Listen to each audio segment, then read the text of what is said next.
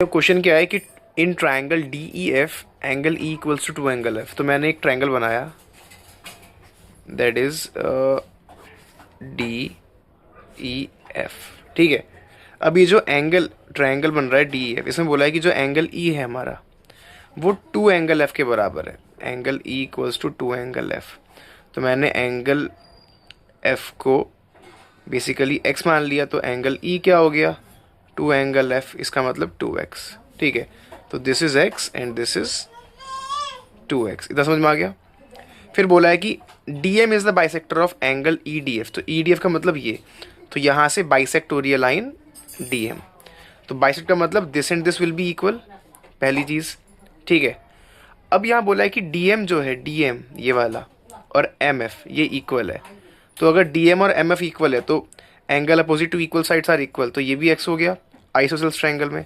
तो मैंने यहाँ लिख दिया angle MDF equals to angle MDE, मतलब ये दोनों भी इक्वल होंगे। क्यों? क्योंकि DM बाइसेक्ट्स एंगल EDF, ये गिवन था। फिर angle MDF equals to angle MFD equals to x, यहाँ लिख दिया angle opposite to equal sides. ठीक है, अब ये x है, ये x है, ये 2x है और ये भी x है, क्योंकि ये दोनों इक्वल थे।